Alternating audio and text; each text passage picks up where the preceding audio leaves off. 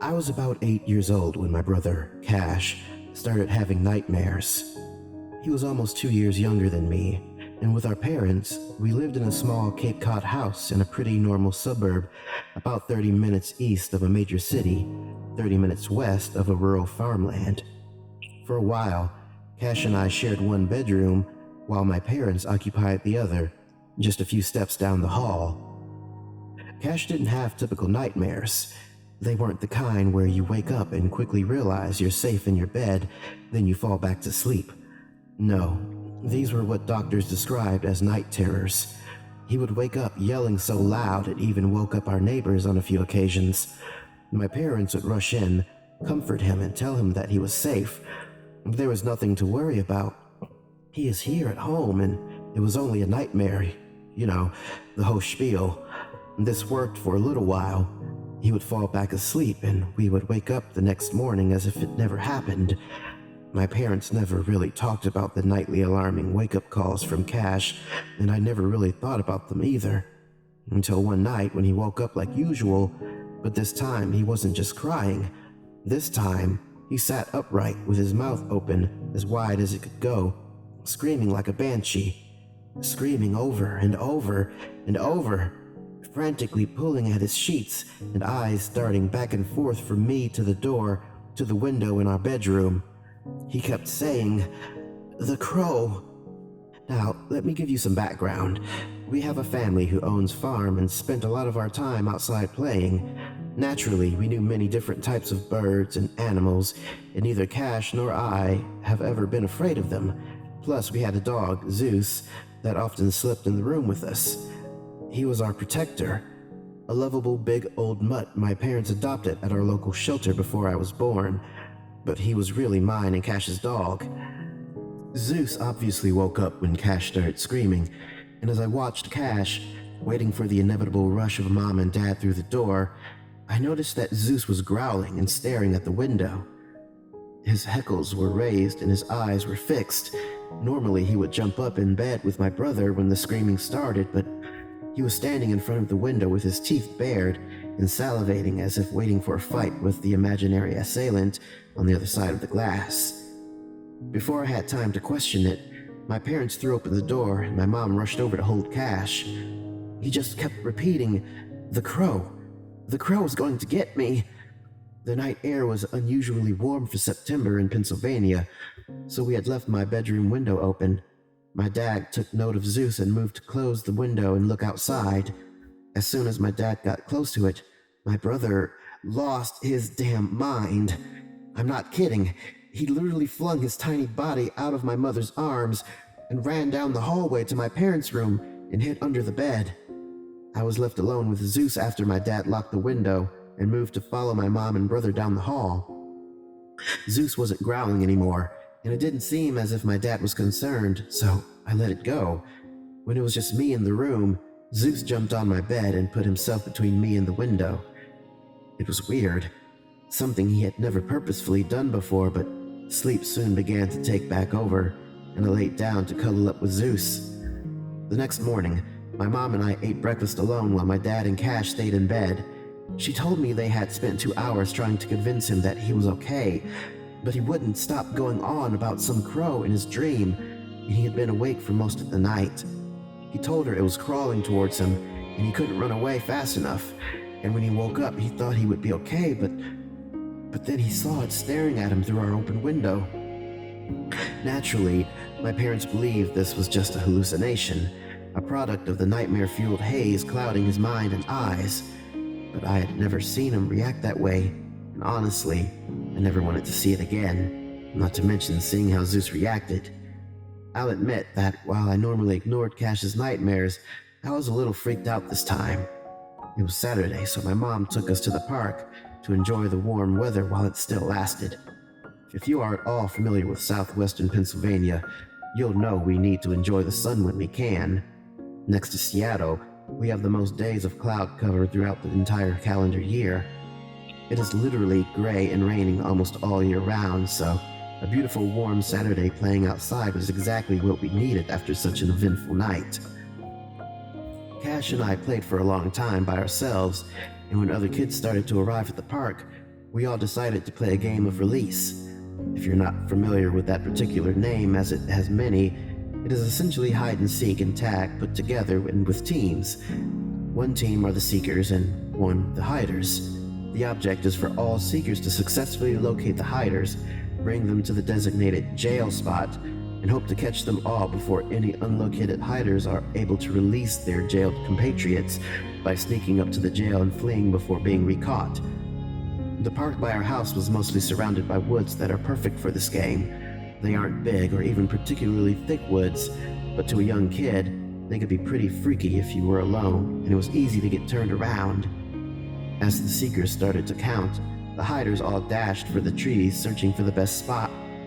I told Cash to stay put as I carefully hid him behind a fallen tree before going to look for my own hiding spot. He wasn't particularly fond of having to hide alone, but I didn't stick around to listen to him complain. I was more concerned with not getting caught.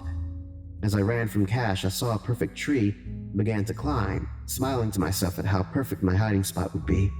I wasn't up there long when I heard Cash scream. It chilled me to my core as it sounded exactly like his screaming last night. He wasn't screaming because he was caught. He was terrified of something. Instinct kicked in and I quickly made my way out of the tree and back in the direction I left him. I was closing in on the old fallen tree when I saw it. A large crow sitting atop the mossy bark, not 5 feet from Cash. Cash was laying in the fetal position with his hands covering his ears and screaming "Crow" over and over like he did last night. The bird was huge. I'm not sure if you've ever been up close to a crow before, but they're bigger than you might first expect, usually around 1.5 feet, beak to tail, and this one was even bigger than that. It was staring directly at Cash. I was completely frozen in place from fear, confusion, when I started to hear the other kids make their way in our direction and snapped out of it. Picking up a rock, I took aim and fired it at the bird's head. I missed. My rock landed pitifully far away and the bird moved closer to my brother. I bent to pick up another when the bird turned and looked straight at me. Cash was still laying on the ground but had thankfully gone silent. Another rock flew from my hands, this time connecting with the tree where the bird was perched only seconds before. It dodged the rock. It fucking knew what I was trying to do and it dodged the fucking rock. I was frozen with my arm half raised to throw my third rock when 3 other hiders emerged from the bushes. Just as they approached me, the bird squawked and flew off, unfurling its massive wings the color of oil. It took me a moment to come back to my senses and drop the rock and try to calm down Cash, who was gently sobbing and still covering his ears. Some of the other kids were frightened by the scene and had run to get my mom. As she picked up Cash and grabbed my hand to leave, I heard the crow again, calling from somewhere in the treetops as it watched us leave the woods and head back to the park. We left and went home after that. Cash's nightmares continued on the same way for a few weeks, and each one involved the crow. Eventually, my parents chalked it up to the fact that stores and commercials had started to advertise Halloween decorations, and he must have seen one that was manifesting itself in his nightmares. The nightmares were starting to take a toll on all of us. No one in the house was getting any sleep. Cash was becoming a gray zombie-like shell of a little boy. The doctors told my parents it was lack of sleep and suggested trying some pediatric dosed melatonin, but it wasn't working. Zeus had taken to avoiding our room completely. The only positive was that we hadn't seen the crow since that day at the park. The more I thought about it, the more wrong it felt. As an 8-year-old, I wasn't able to put into words what I was frightened of. I didn't want my parents to think that I was trying to get attention, but I was afraid to tell them that maybe Cash was afraid of something real. I hadn't told my mom about seeing the crow on the tree that day. I didn't intentionally not tell her, but I didn't know how to explain it. How could I explain that it seemed as if it were trying to scare Cash, or how it stared at me with nothing short of disdain when I tried to scare it away? I decided it was best to keep it to myself. I woke up in the middle of the night one day in mid-October to hear my parents arguing in the kitchen. My parents never, ever argue with each other. Overcome with curiosity, I tiptoed my way to the top of the stairs that led into our kitchen, hoping to catch a snippet of their conversation. They were arguing about Cash. My mother wanted to take him for a sleep study, and my father felt it unnecessary. They had taken Cash to a few doctors since the nightmares started, hoping to find a solution for him, and maybe even more for them. Earlier that year, my parents found out they were again expecting, and we were well underway in the construction of our house addition. My favorite part of the whole thing was being able to have my own room. My dad had designed the addition to be even larger than the original house, with enough bedrooms for my parents, me, Cash, the new baby, and even another one if they decided. Nearing the completion, my mom was now growing even more concerned with the thought of Cash being in his room alone. Dad wasn't as concerned as she was. He grew up with the mentality of boys need to be tough, and while he was a wonderful and loving father, he sometimes was a little harder than he needed to be, being that Cash was only 6 years old. Bored with their back and forth, I started to make my way back to bed, stepping on the wrong floorboards and alerting my parents to my eavesdropping. Caught red-handed, I shuffled into the kitchen and sat at the table with my parents. "Honey, we aren't mad, but we don't like it when you listen to private conversations between your dad and me," my mom said in a honey-sweet tone. She really was the best. "I know I'm not, but I heard you talking about Cash and I was scared, and I didn't want to tell you, but the crow was real. I saw it. It was in the woods, and I think Zeus saw it from the window. And now he won't come in our room, and I don't want to sleep in there alone. I don't want to be scared like Cash." It all came spilling out of my mouth like word vomit, and I started to cry. "Right, sweetie, there is nothing to be afraid of. Cash's nightmares are just that, nightmares. They are not real, and they cannot hurt him, you, or us. And the bird you guys saw in the woods, it's just a bird. There are thousands of them, and you've been around birds hundreds of times. I promise I won't let anything, or any bird, hurt you or Cash." My dad rolled his eyes at the "or any bird" part and hugged me tight. "Okay, if you promise." I didn't know what else to say, so I sighed, hugged them both, and went back up to bed. Zeus was standing in front of our room, pawing at the door, and whining when I got back upstairs. I was just so happy that he wanted to come back in with us that I didn't think twice before opening the door and hopping in bed, expecting Zeus to follow. But he didn't follow me in. He stood at the threshold watching our window. It wasn't open tonight and our blinds were shut, so there is no way he could have seen anything. But he sensed it. He knew something wrong was on the other side of the glass, and he did not want to go near it. I called him once, twice, 5 times before getting out of bed to try and pull him into the room. The moment my feet hit the carpet, I heard a tap. Chills ran down my spine as I stopped and listened again. It had to have been my imagination. Or the floor creaking? Our house was old and made lots of noise when it settled at night. Did a branch from our maple tree hit the window? Yeah, it was a branch. I took one step and heard another. Tap, tap, and then nothing. Tap, tap.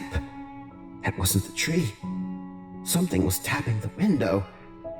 Screaming, I ran back downstairs to my parents, still in the kitchen and still arguing over what to do for Cash. "It's back! It's outside the window and it's going to break in!" My dad immediately flew upstairs to check my room. As my mom and I followed, Zeus was slowly backing his way down the hall, never moving his eyes from our room. Dad lifted the blinds. "Right, it's just the wind making the tree hit the window. Nothing is out there. Cash, did you hear any... Where's Cash?" My dad's question caught me off guard.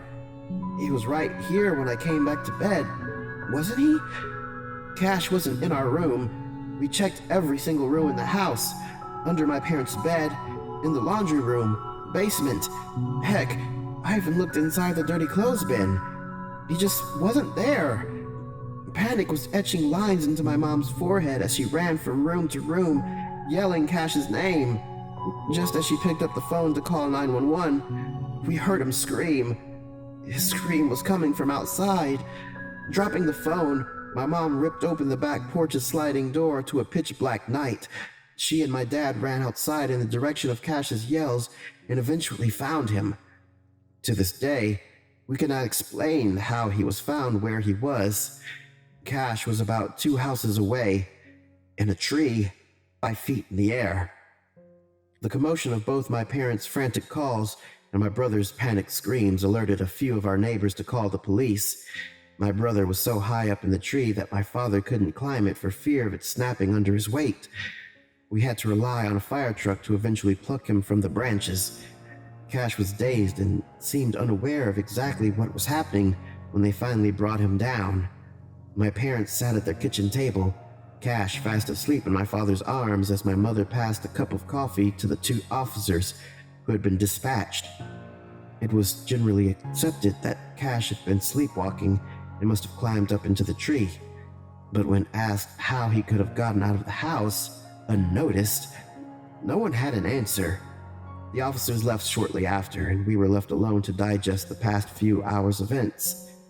When I woke up the next morning, I jumped into Cash's bed and made him wake up. I knew he hadn't slept much, but I wanted to ask him why he went outside and why he climbed the tree. "I was trying to get away from the crow," he said matter-of-factly. "Cash, there is no crow. Dad even just said so. The one at the park was just a regular old bird." I didn't know if I was more trying to convince him or myself. "Yes, huh? It was tapping on the window, trying to get in. So I tried to hide, but it was crawling on the window outside. So I ran and I climbed a tree because it can't get me because it was crawling and not flying." His explanation left me stunned. Not because he had managed to climb 25 plus feet into the air while seemingly sleepwalking. He heard the tapping. There was no way Cash was sleepwalking. I heard the tapping too, and I was completely awake. Something was tapping on our window, and it wasn't the tree. Was it the crow from the park? No, that one could fly, and Cash said this one was crawling. That was just a regular bird, and I was letting Cash's nightmares invade mine too. Right? Cash wasn't himself for days following the night's incident. He became withdrawn, quiet, afraid of the slightest noise. He didn't want to talk to me very much, and if he did, it always went back to the crow. Zeus was still not going anywhere near our bedroom and had started to avoid Cash as well. I missed playing with my brother. The leaves were falling and we should be jumping into a big pile of them instead of clinging to either my mom or my dad's leg for every waking second. Zeus and I went outside in the front yard to watch my dad raking the grass and bagging the leaves. I wanted to go play, but I couldn't find it in me, so I was content to sit and watch. The sky was its usual Pittsburgh gray and the wind was biting, snaking its way up and into my coat and making me shiver. I held on to Zeus and started to make my way back inside when I saw Cash peering from behind a pillar on our front porch. I decided to try and make him happy, even if just for a second. Maybe he could forget he was afraid and we could go back to normal? Grabbing Zeus's collar, I dashed towards the pile of leaves my dad was preparing to bag and threw myself into it.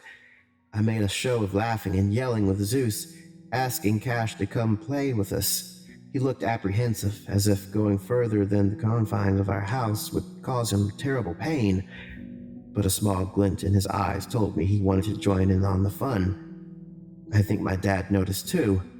Laughing, he scooped me up into his arms and ran around the yard, Zeus hot on his heels.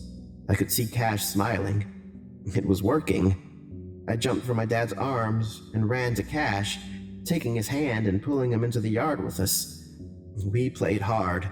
We ran and ran and ran until all 3 of us collapsed on the ground in fits of laughter, my dad hooking and wrestling with us on the cold November ground, my mom holding her very pregnant belly with one hand while snapping out-of-focus pictures with her new Polaroid in the other. It is a bittersweet memory. Sweet because of the innocence of the moment, the sheer joy of 2 children playing with their dad, the love of their mother watching her husband make beautiful memories with their children. Bitter because it was the last time it would ever happen again. Zeus noticed it first, a large black crow standing across the street in the center of our neighbor's lawn. It was staring at Cash.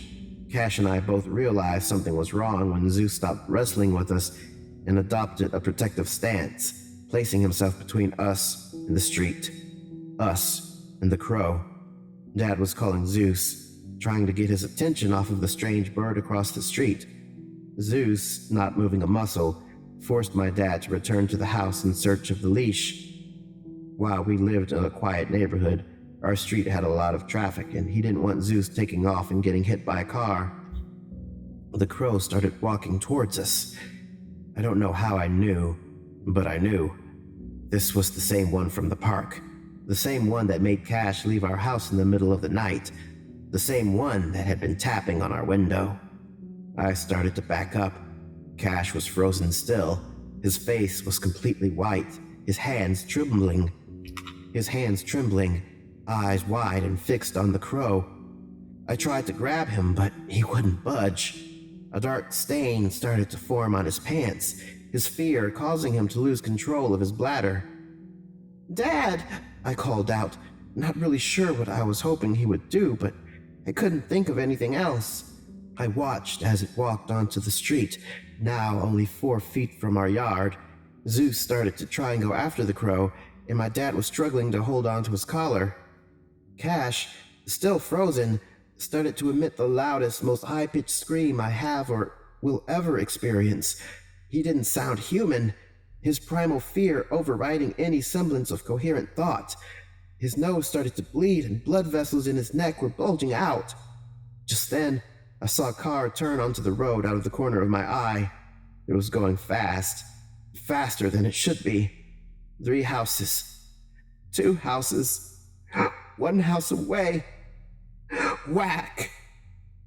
The sound of the car's bumper colliding with the crow was loud and hard and heavy, as if the bird had more weight to it than it appeared. Zeus stopped, and we all stood there watching the car speed down the road without a single brake light to be seen. Just as fast as it appeared, it was out of sight. I turned my gaze back to the spot on the road where the crow had become all too familiar with the feeling of metal. It was there, a massive black clump of feathers, its wings and legs broken in strange angles. I took a step forward, needing to get a closer look when it moved. Its head lifted and turned to Cash and started to crawl in his direction. All the while, its broken beak, irreparably twisted open, began to mimic the exact same sound as Cash. It was crawling at him just as he had dreamed of for months on end. Eyes landing on my brother once more as Cash fell to the ground. Cash was never the same after that. He attended therapy for 4 days a week, every week since that day. I still have no idea what really happened, and I get chills thinking about it even now, 27 years later. Cash killed himself when he was 19. He moved out the day he turned 18 and never spoke to any of us again. He would write us letters and send them from various zip codes, so we never knew where he settled, if he even did. He never wrote about the incident or the crow, but when the police found his body, he had a backpack full of drawings, many of them depicting crows or demons or other variations of them. They were dark. You could feel the pain and anger he poured into them. See how tortured his mind was. I miss him so much. Therapy never gave us any insight to what, if any, connection there was between Cash and that stupid fucking bird. I really wish it had. I have a 5-year-old daughter, Cassandra, Cass for short. She looks a lot like him. I wish she could have known him. So many things about her remind me of him. And lately, she's been having nightmares. And last night, I saw a crow on my mailbox when I got home from work.